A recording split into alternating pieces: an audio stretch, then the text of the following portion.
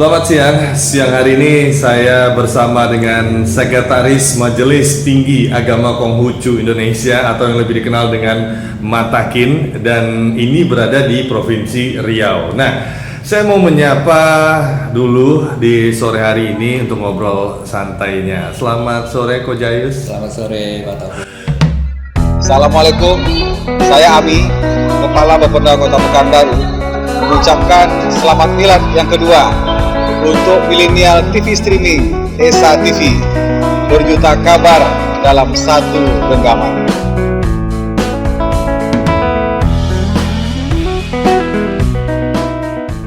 Gimana kabarnya Ko? Baik, sehat. Sehat ya? Ya, sehat. Nah, ini saya kalau ketemu dengan orang yang semangat, otomatis saya harus semangat juga nih. Nah, saya tertarik dengan namanya Majelis Tinggi Agama Konghucu Indonesia. Ini sebuah majelis apa ini sebenarnya?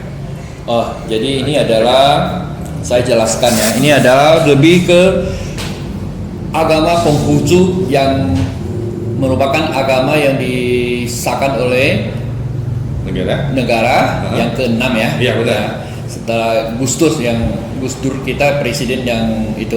Presiden Indonesia keempat yang mengesahkannya ya. Nah, jadi kami Majelis Tinggi Agama Konghucu Indonesia untuk provinsi sebagai perpanjangan perwakilan dari Majelis Tinggi Agama Konghucu yang ada di Jakarta, yang di pusat. Oke, Jakarta. Jadi, Jakarta kita di sini untuk membina makin majelis Konghucu juga di daerah. Oke. Gitu. Nah, berarti itu lebih cenderungnya perpanjangan tangan. Iya, perwakilan ataupun perpanjangan tangan. Nah, dari makin pusat ya. Tugasnya ngapain?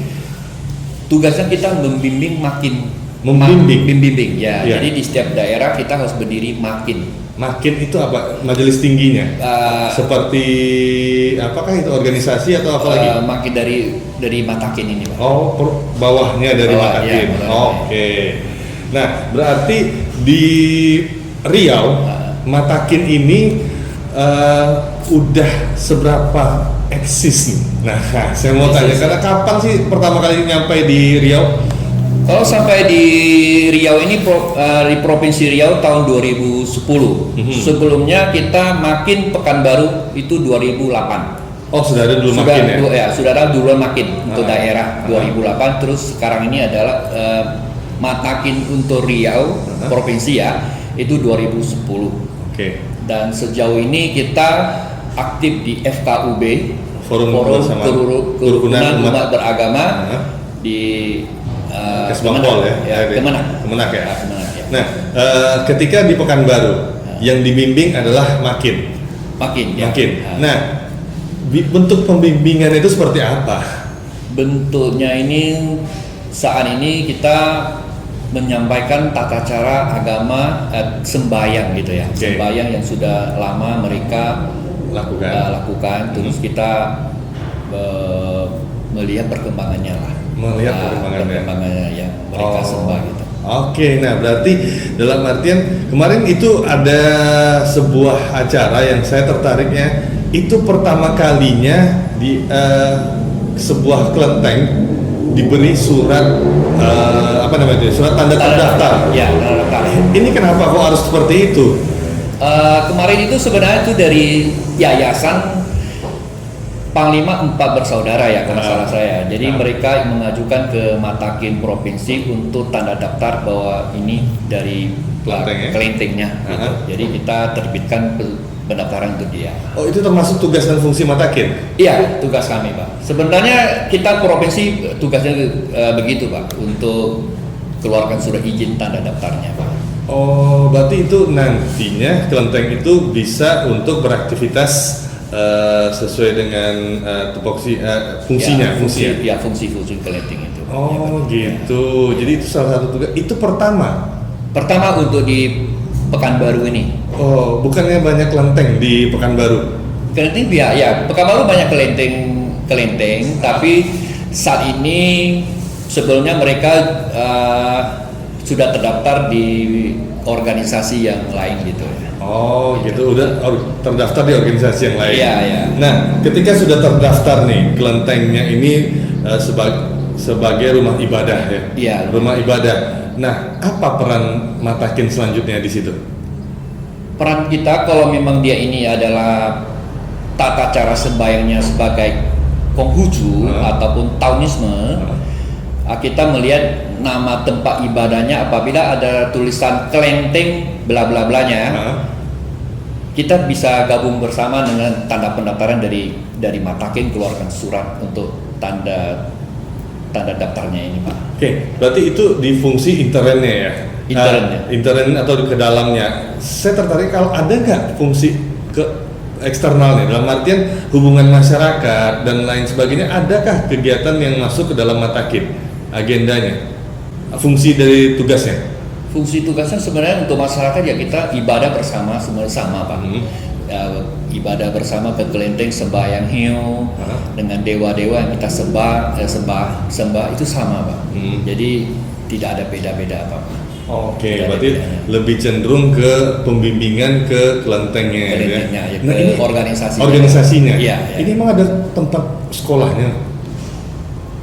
Harusnya ada tempat sekolahnya, tapi sekarang kita di sini belum ada, belum dilaksanakan. Di Pekanbaru rektoria belum ada ya? Belum ada. Di pusat ada?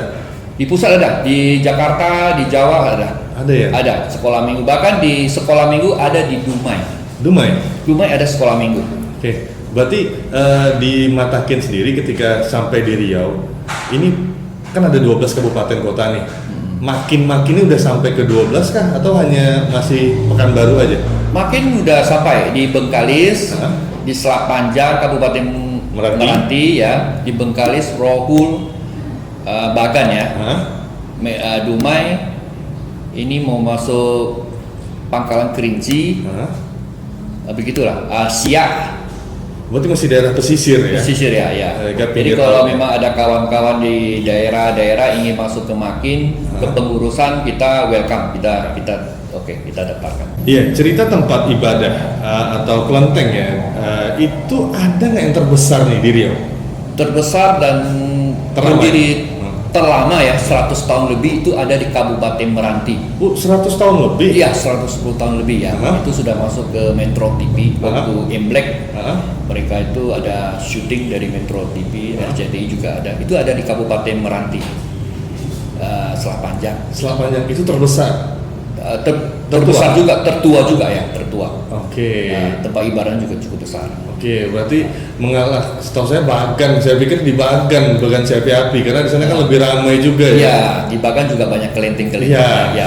Tapi ternyata yang terbesar itu adanya di Meranti. Di Meranti, tertua lah. Tertua. Wah, saya jadi pengen juga jalan-jalan ke sana deh, pengen ngelihat. Nah, untuk saat ini di Matakin sendiri, Koko kan sebagai sekretaris nih. Ketuanya atau di mana kantor pusatnya? Ketua kami ada di Selat Panjang. Selat Panjang. Karena di sana lebih besar. Orang dia kebetulan juga orang Selat Panjang, jadi dia lebih banyak stay-nya di Kabupaten Meranti di Selat Panjang. Oh iya, dan jadi, itu juga karena kelenteng yang tertua juga ada di sana juga ya. Dia lebih sibuk di sana. Oke. Nah, itu dia informasi sekilas tentang Matakin ya, Majelis Tinggi Agama Konghucu Indonesia yang merupakan agama ke-6 ya, yang suatu zamannya Presiden Abdurrahman Wahid atau Gus Dur itu mengesahkan agama Konghucu ya, sebagai agama ke-6 yang ada di Indonesia. Nah, terima kasih atas waktunya, Allah. Sukses terus untuk tim Matakin ya. Terima kasih atas waktunya, kita pamit dan selamat sore.